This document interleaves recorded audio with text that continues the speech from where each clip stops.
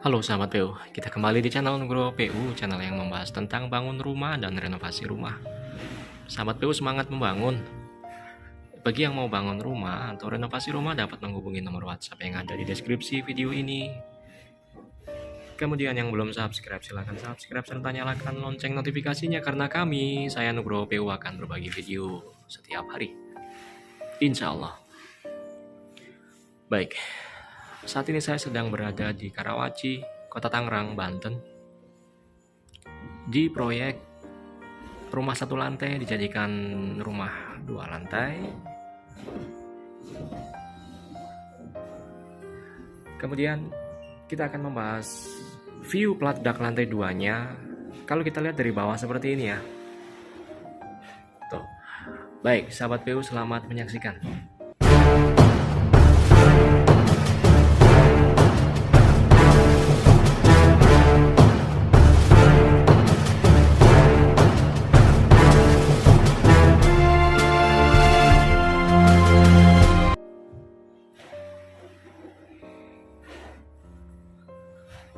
Oke, sebelum saya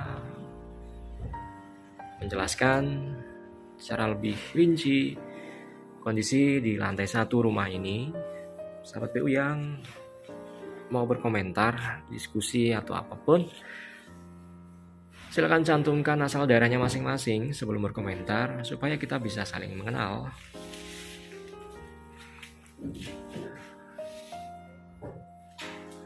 Nah, dinding yang terlihat di sini yang berwarna krem dulunya ini adalah dinding existing sahabat PU. Ya, seperti pada umumnya terdapat beberapa kerusakan pada permukaan dindingnya, cat mengelupas, kemudian retak-retak rambut,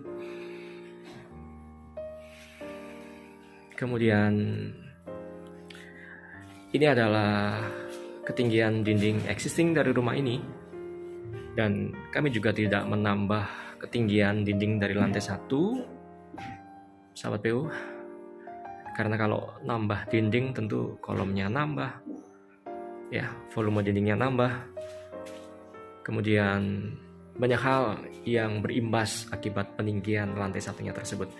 Jadi di lantai 1 ini murni kondisi existing dari rumah ini sahabat PU. Jadi dulunya ada ring bak di sini ya, kemudian kami tumpuk di atasnya dengan menggunakan balok yang baru. Balok yang baru ini tentu dia adalah balok yang kita buat untuk konstruksi rumah 2 lantai. Karena struktur awal dari rumah ini itu hanya untuk 1 lantai, kita banyak melakukan rekayasa struktur, suntik-suntik pondasi, suntik-suntik kolom, balok, dan lain sebagainya.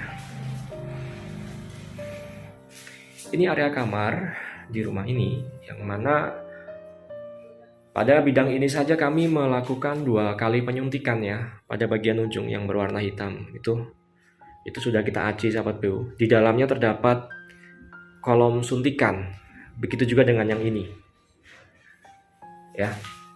Jadi kolom ini dia rata dengan dinding,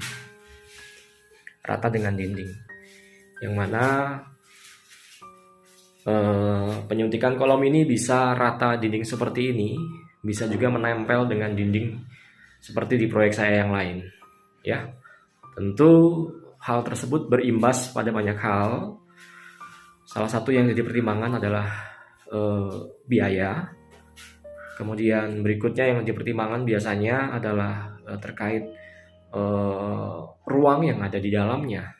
Kalau ada kolom nempel begitu kan, mungkin sedikit mengurangi luas dari ruangan itu. Misal kalau naruh lemari dia nggak bisa mepet dan lain sebagainya. Namun tentu kalau kolomnya hanya nempel itu lebih hemat dari segi anggaran. Tapi kalau kolomnya masuk ke dalam dinding existing ini, tentu secara biaya lebih mahal seperti itu. Karena kita harus bongkar dulu ya kan, baru kita rangkai pembersihan di dalam, kemudian kita cor. Secara pengerjaan juga lebih sulit sahabat PU. Dan biasanya di antara sambungan antara acian baru dengan acian lama ini terdapat kendala.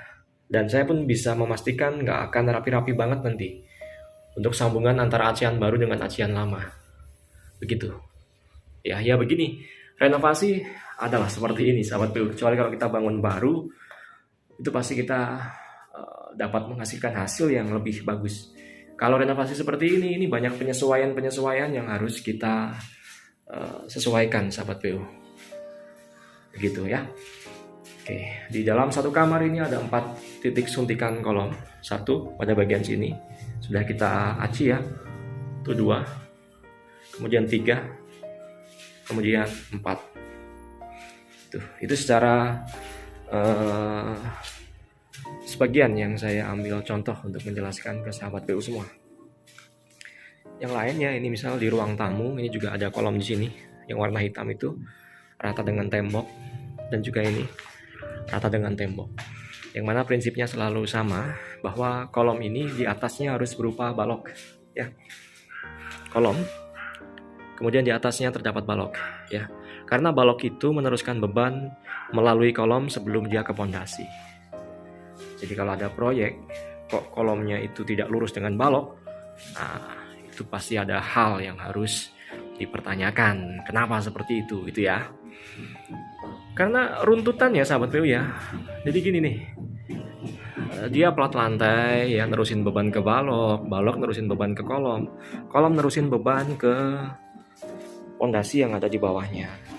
Nah, pondasi di proyek ini itu ada di dalam sini. Itu adalah pondasi footplat atau fondasi cakar ayam yang umum disebut oleh masyarakat kita. Jangan diperdebatkan ya sahabat PU. Oke. Ada di bawah sini. Dulu juga kita suntikan. Jadi kolom ini nyambung dengan slope existing. Kemudian ada pondasi di bawahnya, pondasi cakar ayam. Dan karena itu maka mengakibatkan lantai existing dari rumah ini harus kita rusak, sahabat PU. Nah, nanti kita akan pasang lantai yang baru dengan menggunakan homogeneous style.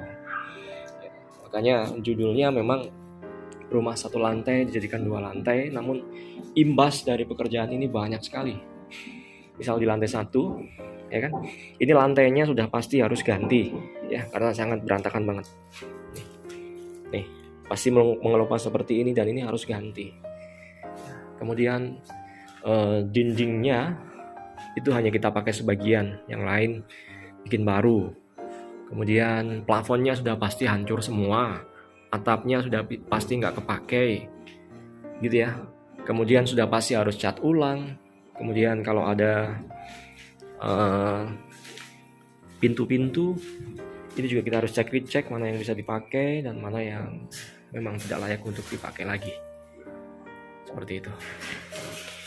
Kemudian di sini ini adalah duct existing dari rumah ini. Sebagian sudah ada yang 2 lantai. Kemudian ini kita sambung dari duct existing ini menggunakan duct konvensional di rumah ini sebelumnya ya. Kita sambung dengan duct yang baru kita. Itu pakai duct bondek dan juga wire mesh. Seperti itu. Nah, di sini ini bentangnya cukup lebar sahabat PU, dari ujung sebelah kiri ke sebelah kanan ini yang kurang lebih ya 4 meteran sahabat PU. 4 meteran itu maka kita bagi tengah di sini ya. Kita bagi tengah di sini untuk balok anaknya. Ini 4 meter lebih nih. Mohon maaf saya nggak pegang meteran jadi nggak bisa mengukur secara detail. Ini 4 meter lebih sepertinya, atau mungkin bahkan 5 meter sahabat PU, dari ujung sini ke ujung sini. Seperti prinsip konstruksi bondek, maka di tengahnya saya harus tambahkan balok anak untuk menyangga beban-beban bondek yang ada di atasnya. Gitu. Jadi ini adalah balok induknya, ini ya. Kemudian kita bagi di tengahnya pakai balok anak. Oke. Seperti itu. Nah, kemudian ini untuk tangganya. Tangganya juga cukup apik, sudah kita cor. Untuk tangganya pakai duct konvensional. Hasilnya cukup menarik dan saya sudah sering naik turun tangga ini, nyaman banget sahabat PU. Gitu. Oke, sekarang kita coba naik.